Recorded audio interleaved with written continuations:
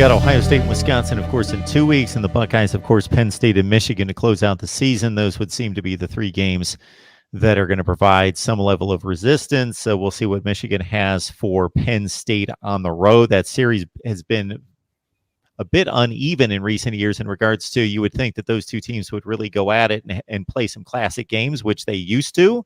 Over the last few years, they have traded routes. Michigan blasted Trace McSorley and company in Ann Arbor last year. The year before it was Saquon Barkley running all over them, like 42-10 or something in that range. I think that was the score last year as well, 42-7, 42-10. And Michigan got the route fest started 3 years ago in that Penn State season, in which they eventually went to the Rose Bowl, beat Ohio State. Michigan handed them a pretty bad defeat before Penn State got rolling.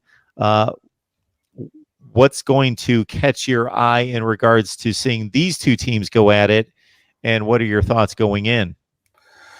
I want to see if the Penn State defense is really as good as the numbers show. And I say that with the caveat that I'm not really convinced that the Michigan offense is all that fixed. I mean, they brought Josh Gaddis down from the booth and put him down on the field, but then the schedule really allowed them to play some teams that were offensively challenged, and they put up points against teams that they're supposed to put points up against. But what happens when they go against a real defense? You sit there and you see what Penn State does, but you look at the Pitt game. Is Pitt real? I mean, I don't know if Pitt's really real at this point, but they struggled in that game. Granted, it's a rivalry game, and I think I'm really curious to see what the Penn State offense is able to do on a Michigan defense that gave up 25 quick points to Illinois. And Penn State's a lot more talented, a lot more explosive. You can get KJ Hamler out there and have him do some things. We'll see if James Franklin is really ready to hand the ball in a much larger role over to Noah Cain. I think they should.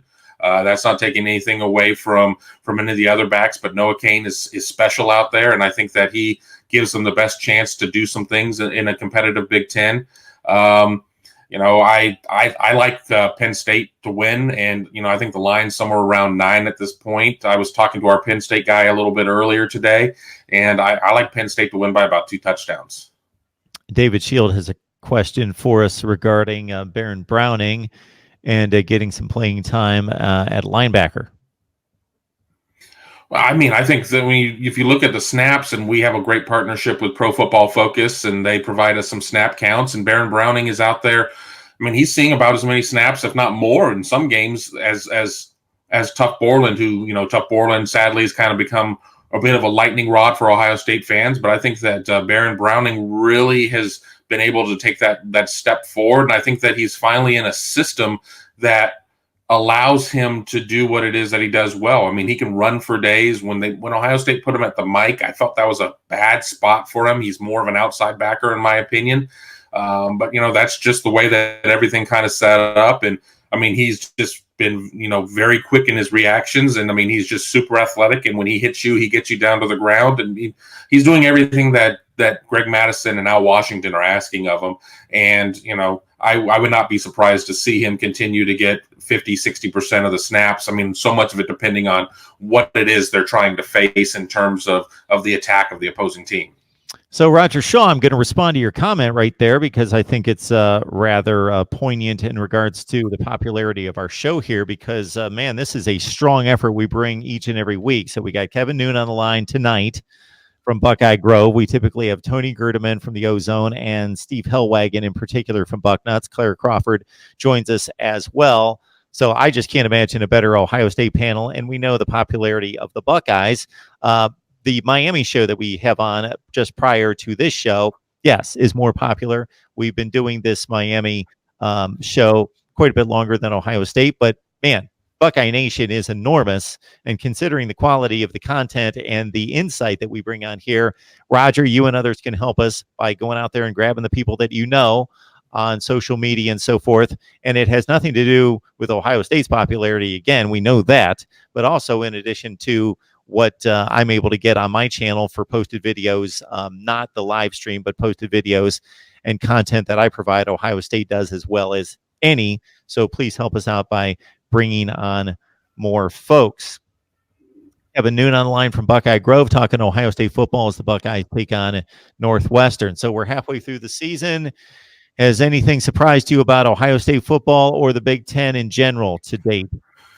I think I'm surprised. We'll start kind of with the Big Ten. I'm surprised that Nebraska isn't better than they are. I kind of bought into the Kool-Aid that this was going to be the turnaround year. I really thought that Adrian Martinez was going to take a step forward. I really thought that some of their defensive woes were going to be addressed. Thought they were going to be able to protect their quarterback a little bit better. Proven wrong on all that. Staying in the West, I'm very surprised with Minnesota sitting undefeated right now. I don't think it's going to last much longer. That's not taking anything away from them, but I just don't think that they're right there yet. They got some talented dudes, but I think the schedule will catch up to them. In the East, I think we all came out and were really impressed with Maryland at first, and then Maryland kind of came crashing back down to earth like a failed satellite attempt. They're a mess right now. And I'm pretty surprised with Penn State, to be honest. I thought Penn State was going to be pretty good, but I think that even at the start of the season, I did not think that they would be vying for the number 2 spot in the Big Ten East. And honestly, I think if we put it all there until these two teams play, I mean, based on where everything is, they're vying for the number 1 spot because both teams are undefeated at this point. I thought that potentially the loss of Tommy Stevens to Mississippi State might be too much to overcome. I wasn't sure that Sean Clifford was going to be the guy. And I think the defense has come along a little bit better than I thought it would, based on some departures. Yeah, and you mentioned the running back situation there at Penn State. They are loaded. Ricky Slade was the kid that people knew about because he got most of the carries in replacing Miles Sanders and giving him relief last season. And he was the incumbent of sorts or the next in line, but he's easily been surpassed by, you mentioned Noah Cain, who had about $120 last week against Iowa on the road. So that's certainly in that type of game, 17-12. That was huge for them to have a kid that really is a grinder and a tough kid that can really has adapted well to the college game right out of the gate as a freshman. Devin Ford's a really good one as well. They were both recruited top 5 in the nation at running back, and Journey Brown as well, and Ricky Slade still getting some time, so they got 4 good running backs. Sean Clifford had a bit of a step back, but again, it was Kinnick Stadium at night on the road, tough Iowa defense, but he really lit it up the 2 previous weeks against lesser competition, but hit on like 12 of 24 for about $117, I think were the numbers against Iowa. Again, difficult place to play as long as you survive and get out of there. And I understand there were a lot of bad calls in that game. I only saw maybe 15 or 20 plays, but Penn State fans were certainly a bit irate about a few calls in that game that they felt kept Iowa in the game. But Penn State clears that hurdle, and they most likely will be undefeated when the 2 teams play. I'm trying to think who else they would have. Of course, Michigan this week is a 9-point favorite, which is pretty substantial. And like you, Nebraska, I didn't want to go that way. I certainly, my initial thoughts were that Iowa and Wisconsin were much more solid teams, but I got swayed as well, Kevin. When I made my final Western Division predictions, I got swayed by the flash of Adrian Martinez and the wonder kid, wonder coaching resume of Scott Frost, that they were going to make it happen this year, and I shouldn't have been duped. Yeah, I mean, it was really easy. I mean, we were hearing it from all ends about how, this was going to be their year. They were going to, really compete with Wisconsin for that top spot. I was selling on Minnesota, which, obviously has proven to be a mistake so far at this point. But I mean, I just based on from around the time that Nebraska played Ohio State last season until the end of the year, we saw them take a couple steps forward. Well, they gave back all that ground and then some at this point. And then, last week, I guess it was last week, they run together after a while. They didn't even have Martinez in the game. He was injured.